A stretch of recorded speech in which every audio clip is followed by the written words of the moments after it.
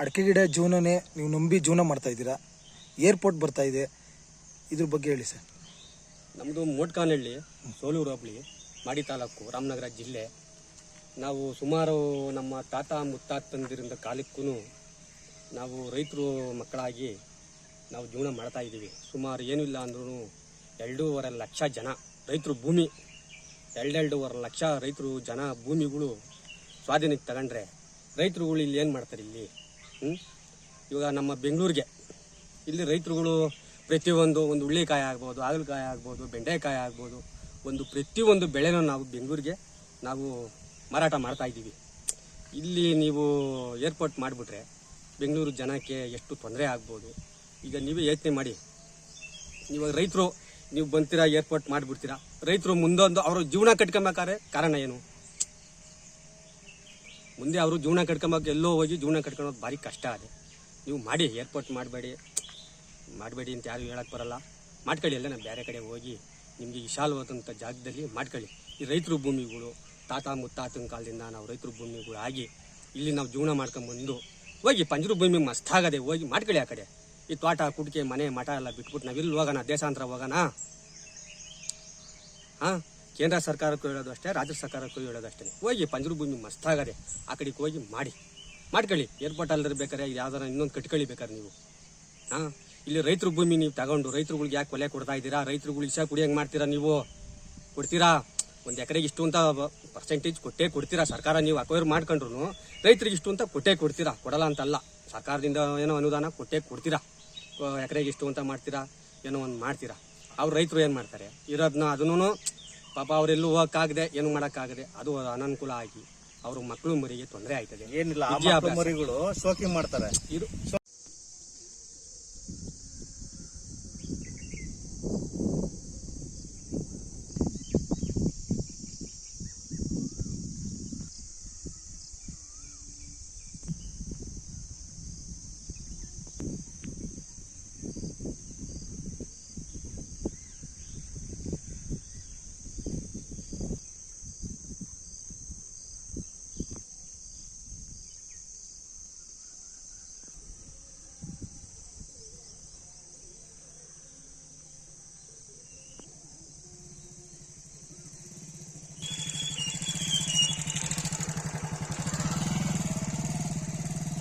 Airport ಆಗ್ತಾ ಇದೆ, ನೀವೊಬ್ರು ರೈತರಾಗಿ airport ವಿರುದ್ಧ ಇದ್ದೀರಾ? Airport ಆಗ್ಬೇಕಾ sir? ಏರ್ಪೋರ್ಟ್ ನಮಗೆ ಖಂಡಿತ ಬೇಡ.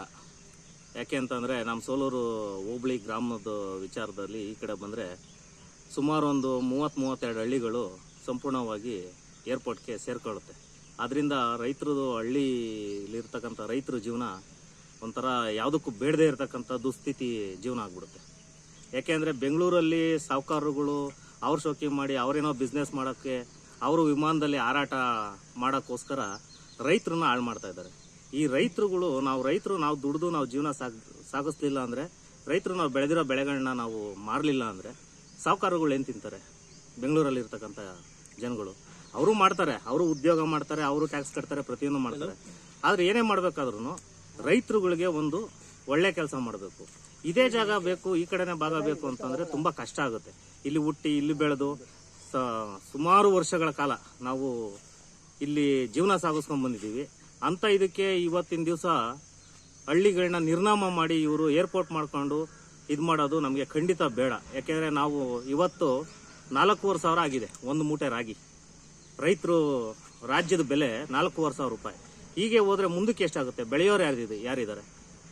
ಹೊರಗಡೆಯಿಂದ ತರಿಸ್ಕೊಂಡು ನಾವು ತಿನ್ಬೋದು ಅಂತ ಸರ್ಕಾರ ಹೇಳ್ಬೋದು. ಹೊರಗಡೆಯಿಂದ ಎಷ್ಟು ಅಂತ ತರ್ತಾರೆ? ನಮ್ಮ ದುಡ್ಡು, ನಮ್ಮ ಟ್ಯಾಕ್ಸು ಹೊರಗಡೆಯಿಂದ ತಂದು ಇದು ಮಾಡೋದು ಬೇಕಾಗಿಲ್ಲ.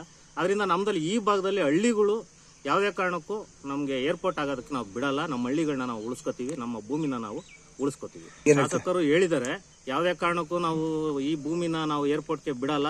ನನ್ನ ಅಧಿಕಾರ ನಾನು ಹೋದ್ರೂ ಚಿಂತೆ ಇಲ್ಲ, ನಾನು ರೈತರ ಪರವಾಗಿ ನಿಂತ್ಕೋತೀನಿ ಅಂತ ನಮಗೆ ಭರವಸೆ ಕೊಟ್ಟಿದ್ದಾರೆ. ಆದರೆ ಹಿಂದೆ ಯಾವ ರೀತಿ ಸರ್ಕಾರ ನಡೆಯುತ್ತೆ ಅಂತ ಗೊತ್ತಿಲ್ಲ. ಅಲ್ಲಿ ರಕ್ಷಣೆ ಮಾಡಬೇಕಾದ್ರೆ ಕೇಂದ್ರ ಮಿನಿಸ್ಟ್ರು MB ಪಾಟೀಲ್ ಅವರೆಲ್ಲ ಕೂತ್ಕೊಂಡು ಯಾವ ರೀತಿ ಏನು ಚರ್ಚೆ ಮಾಡ್ತಾರೆ ಅಂತ ನಮಗೆ ಗೊತ್ತಾಗಲ್ಲ. ಹಳ್ಳಿಗೆ ರೈತರಿಗೆ ತುಂಬಾ ಭರವಸೆ ಕೊಟ್ಟಿದ್ದಾರೆ ಶಾಸಕರು. ಆದ್ರೆ ಅದನ್ನ ನಾವು ನಂಬಿದೀವಿ. ಮುಂದೆ ಸರ್ಕಾರದ ಯೋಜನೆ ಜೊತೆಗೆ ರಾಜ್ಯ ಸರ್ಕಾರದ್ದು ಕೈ ಜೋಡಿಸಲೇಬೇಕು.